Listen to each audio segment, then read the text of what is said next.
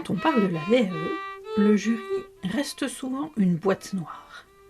On l'imagine exigeant, distant, parfois même inaccessible. Mais que se passe-t-il réellement de l'autre côté de la table? Bonjour, je suis Anne Bérangère. Après une reconversion, je suis aujourd'hui accompagnatrice VAE. J'aide les adultes à transformer leur expérience professionnelle en diplôme. Dans ce podcast, on parle engagement, motivation et stratégies concrètes pour vivre sa VAE plus sereinement. Et pour éclairer cette fameuse zone d'ombre qu'est le jury, j'ai le plaisir de recevoir aujourd'hui Isabelle Alcindor, membre de jury VAE pour le titre professionnel de formateur pour adultes. Isabelle est représentante de l'organisme de formation Experform depuis 2017. Elle accompagne des candidats à la VAE, mais elle siège aussi en jury. Et surtout, elle a elle-même vécu un parcours de VAE. C'est ce qui rend son regard particulièrement précieux. Elle a donc une triple posture, accompagnatrice, membre de jury et ancienne candidate. Dans cet épisode, on va lever le voile sur le rôle du jury, sur ses attentes et sur ce qui fait vraiment la différence le jour de l'oral. Pour recontextualiser certains passages, cet entretien a été enregistré le 14 novembre dernier. Bonne écoute! Alors, dites-moi tout d'abord, qu'est-ce qui vous a donné envie de devenir membre de jury de VAE? Je ne peux pas dire que j'ai eu envie de devenir membre de jury. Je dois dire que cela s'est imposé à moi. En fait, c'est au cours d'examens de titres professionnels que j'ai vu arriver des candidats en VAE. C'est-à-dire qu'ils passaient les mêmes épreuves avec la mise en situation que les autres candidats qui avaient suivi la formation. Donc nous pouvons dire que c'est la particularité du titre professionnel où candidat de formation et candidat VAE ont les mêmes conditions d'épreuve. Avoir à la fois des candidats issus d'un parcours de formation et des candidats en parcours VAE donne une autre dimension à l'examen. Qu'est-ce que ça vous apporte sur le plan professionnel, mais peut-être aussi sur le plan personnel? Alors sur le plan, professionnel, moi j'ai l'impression d'avoir un échange avec un professionnel, avec qui, je verrai travailler ou pas. D'accord. Et c'est vraiment ce que je vois et il y a une, voilà, comme il y a des candidats, on sent vraiment qu'il y a l'expérience. Je le vois comme ça, comme une opportunité, on va dire professionnelle à rencontrer, heu, un professionnel, considéré comme ça. Et sur le plan personnel, en fait, heu, c'est une rencontre humaine, en fait. Alors un candidat qui a une vision de son métier, et je trouve que c'est toujours intéressant d'échanger sur la vision du métier, voilà, surtout quand on l'exerce soi-même, hein, voilà. Donc voilà, je trouve ça intéressant. Il y a 2 dimensions, c'est vrai, comme vous dites, professionnelle et personnelle. OK. Et dans ces moments, voilà, de rencontre, qu'est-ce qui vous plaît le plus? Eh bien, je dirais quand le candidat laisse transparaître ses valeurs, ce que je trouve très important. Parfois, il n'est pas toujours évident d'exprimer clairement ses valeurs. Donc, quand le candidat parvient à les exprimer, j'ai en face de moi un candidat sincère.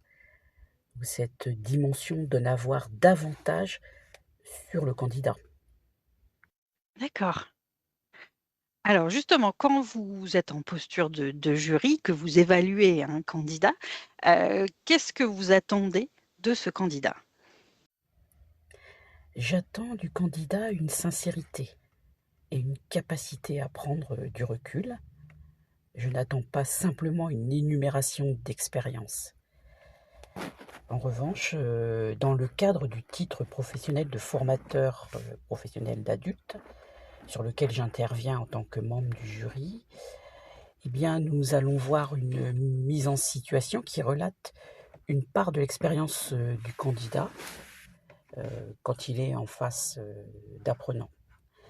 Donc, ceci sera alors un élément qui servira de base pour qu'il démontre sa capacité à prendre du recul sur son métier.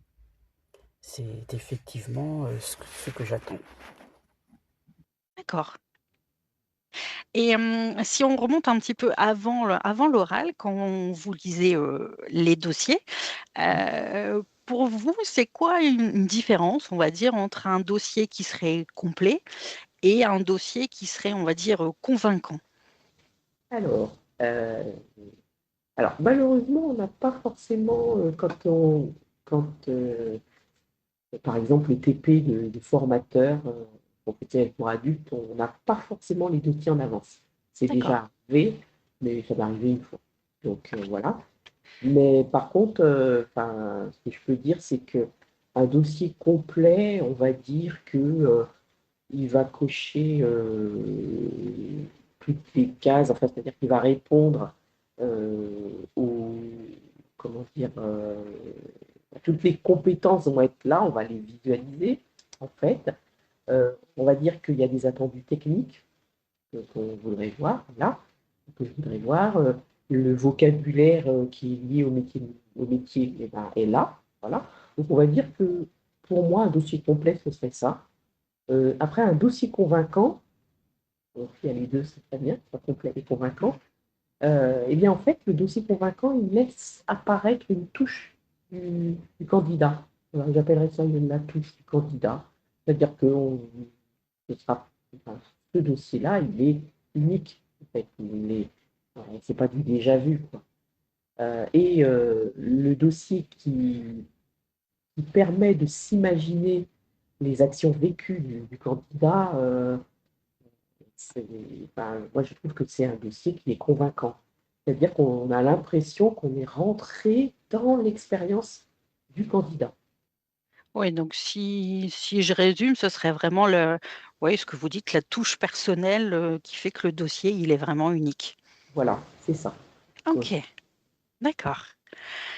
Et alors, si on reste toujours sur l'aspect dossier, peut-être, mais peut-être que vous compléterez avec l'oral aussi, est-ce qu'il y a des erreurs types que vous rencontrez souvent des candidats et qui, selon vous, pourraient être évitées? Alors là, je sèche sur cette question en fait, parce que j'ai pas eu suffisamment de, de candidats en VAE pour pouvoir repérer des erreurs. Oui. Enfin, en tant que jury, je peux pas. Oui, j'ai du mal à répondre à cette question. Pas de souci. J'ai pas eu suffisamment, je peux pas dire. Vous n'avez eu que des bons dossiers, c'est pour ça. Bah, j'en ai pas eu beaucoup. C'est ça, c'est ça en fait. Euh, voilà, et comme je ne fais que les jurys des titres professionnels formateurs, et que bah, voilà, il peut y avoir un ou deux candidats à VAE, mais il n'y en a pas beaucoup. Après. Donc, j'ai pas eu l'occasion. Oui, ça Désolée. va. Pas de souci, pas de souci. Alors peut-être que vous pouvez nous raconter un candidat qui vous a marqué. Oui, mais je ne me souviens pas exactement pourquoi.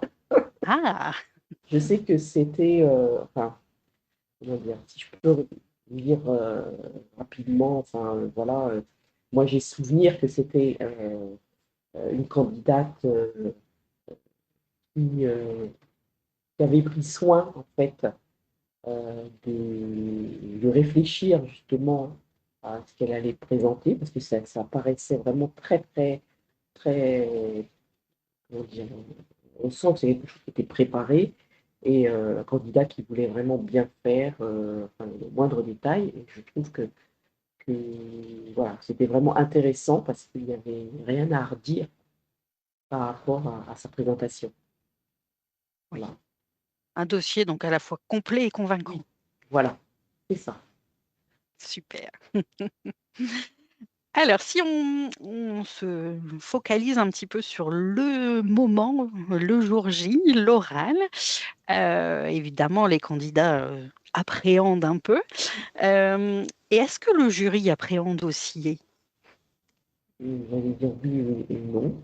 Euh, oui, enfin, l'appréhension, on va dire, est-ce qu'on a bien eu les tenants, les aboutissants? On s'est bien, est-ce que j'ai bien pris en compte tout ce que le candidat me dit?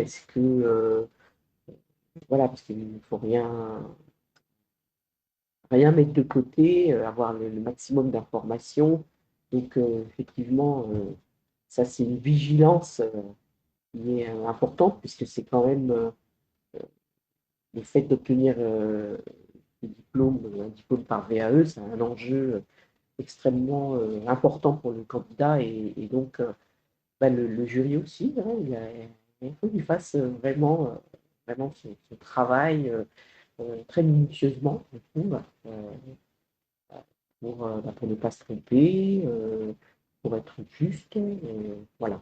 Donc, et d'avoir en tête vraiment tout le référentiel. Enfin, je trouve que c'est important et voilà, de faire attention à ça. Ok. Et quand le candidat, on va dire, entre dans la pièce, voilà, s'installe et qu'il se lance, qu'est-ce qui compte pour vous à ce moment-là?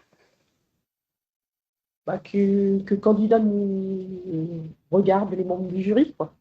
Voilà, D'accord. ça Ouais. je pense que c'est quelque chose voilà, qui est vraiment important parce que le regard, c'est quand même ce qui fait le premier lien, en fait, avec bah, les personnes qui sont là pour écouter le candidat. Donc, quel que soit le niveau de stress, je pense que voilà, on a besoin enfin, moi, j'ai besoin de voir le regard du candidat, voilà, qui me regarde, qui regarde l'autre membre du jury.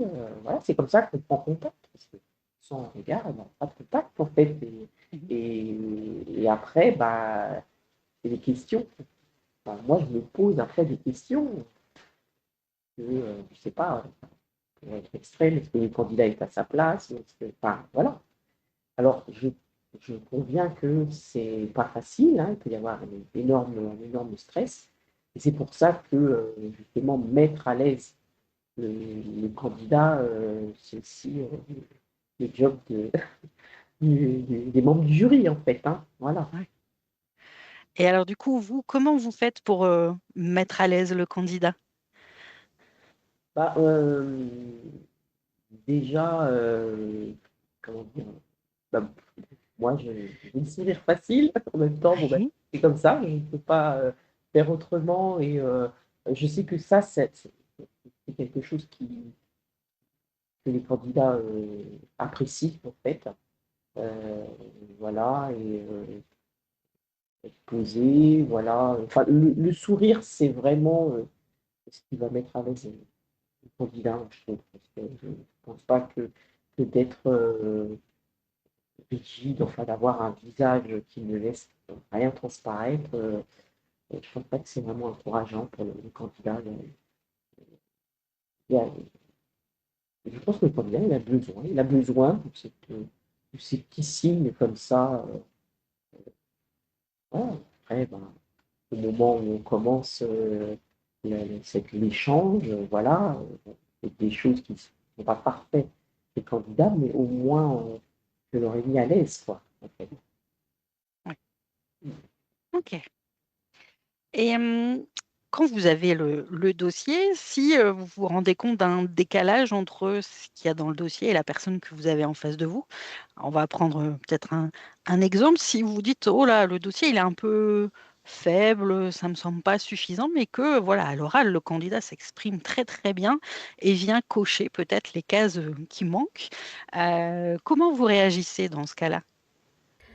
Je n'ai pas rencontré ce cas, mais si j'avais eu affaire à cette situation, même si le dossier représente la première fenêtre que le candidat donne à voir, eh bien, j'attends une clarté dans l'expression de son expérience et une volonté à la défendre.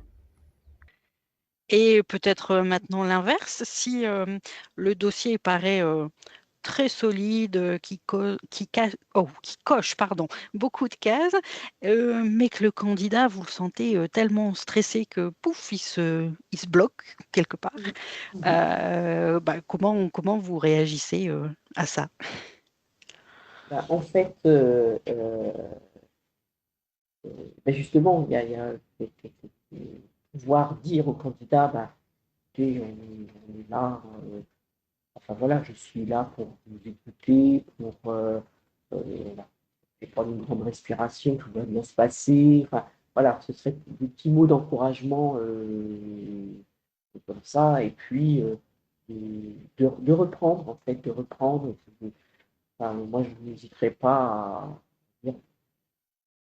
à arrêter et puis à reprendre en disant au candidat que on n'est pas là pour l'enfoncer, on est là pour comprendre son expérience et je passe aussi la démonstration et qu'il n'y a pas de raison, si le dossier m'a paru intéressant, et ben voilà, on prend le temps, on prenne le temps de s'exprimer, de reprendre sa respiration, de reprendre ses esprits, voilà.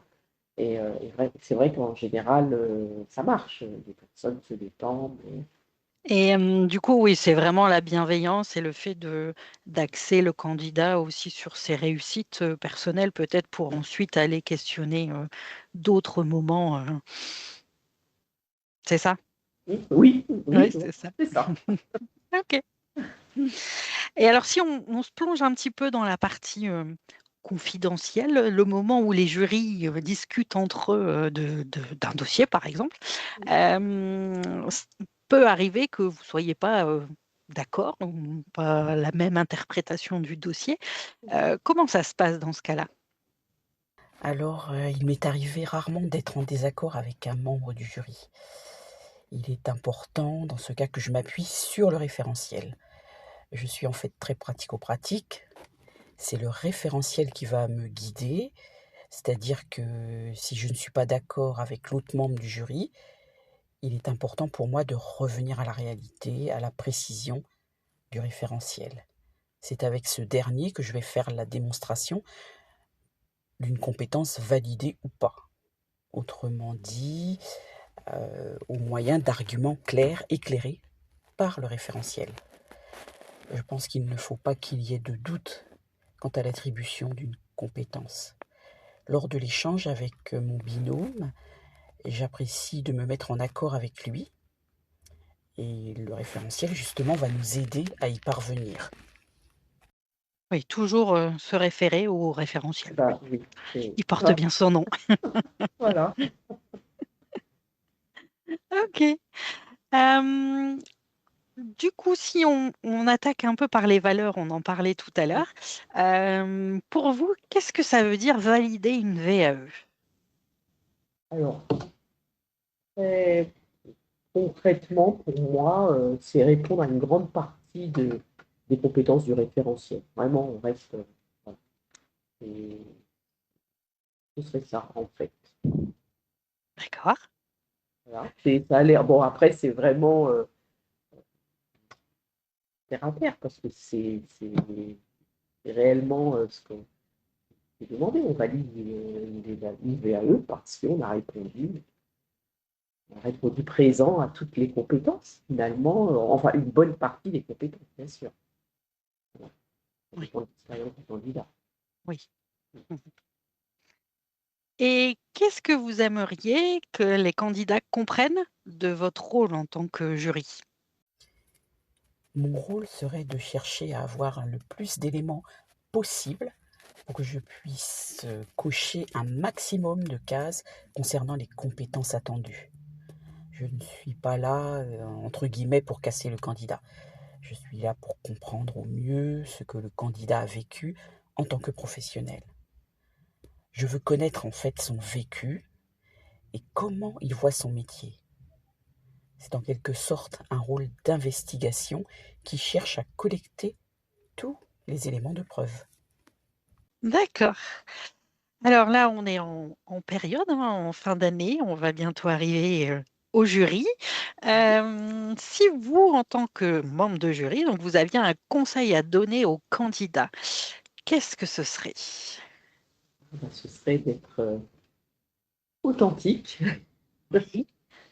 euh, s'affirmer, alors qu'il n'est pas évident parce qu'il y a ce stress, mais quand même s'affirmer, prendre sa place, c'est-à-dire que sa place, il l'a en tant que professionnel, donc s'affirmer et puis croire en ce que l'on dit, en fait, quand le candidat dit quelque chose, qu'il soit convaincu lui-même, enfin, qu'il soit dans cette posture d'être convaincu. Et forcément, quand on est convaincu qu'il y a quelque chose, bon, bah, la personne qui reçoit le message va voir ça, en fait. Ça va transparaître. Et je trouve que l'affirmation de soi, même si elle n'est pas évidente, elle peut, même si on a un candidat timide, elle peut se voir quand même. Même pour les timides. Oui, oui, oui, tout à fait. Oui. Alors, comment vous le voyez justement? Ça m'intéresse. Quand le candidat s'exprime, qu'il puisse mettre en avant ce qu'il sait faire le mieux, c'est ce qui va lui permettre d'être en confiance dans la suite de l'échange. Commencer par évoquer les éléments maîtrisés par lui pour ensuite aller vers les éléments plus difficiles à exprimer.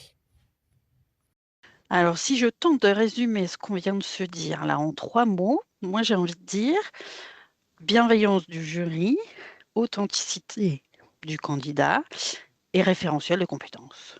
Voilà. Ah bah oui. On est sur la même longueur d'onde? Oui, Oui, super. voilà. Un petit mot peut-être de fin de ce podcast? Oui, de fin et d'encouragement peut-être Oui. des candidats. Alors moi, que j'ai envie de dire, c'est que les candidats, ben voilà, vous avez fait le job, comme on dit, vous avez fait le job. Et c'est pas rien, en fait, hein, quand on a 3, 4, 10 ans d'expérience, ben, c'est pas rien. Parfois, il y a la question de la légitimité. Voilà, je passe par la VAE, voilà. Ah, je ne suis pas allé en formation. Et sauf que si on compare les personnes qui sont en formation et ceux qui passent par la voie de la VAE, donc on a ceux qui ont fait voilà, 1 an, 2 ans, 3 ans de formation, ok, avec quelques semaines de stage. Et puis en face, on a les candidats VAE qui a 10 ans d'expérience. Donc, autrement dit, voilà, je m'adresse aux candidats, voilà, vous avez l'expérience. Et puis, exprimez-vous du mieux que vous pouvez sur cette expérience. Elle a beaucoup de valeur, en fait, cette expérience. Et on a besoin qu'elle brille, qu'elle brille. Voilà. Oh, c'est un beau mot de fin, l'expérience qui brille. J'aime beaucoup. Eh bien, un grand merci pour cette interview, de votre position de jury. Et puis voilà, j'espère que ça aidera des candidats à être plus sereins pour cette grande étape. D'accord. Très bien. Merci à vous, en tout cas, de votre confiance. Bah, avec grand plaisir. Ce témoignage nous montre que derrière chaque jury, il y a des professionnels attentifs et surtout des parcours singuliers. Merci pour votre écoute. Si cet épisode vous a été utile, abonnez-vous pour ne pas manquer les prochains.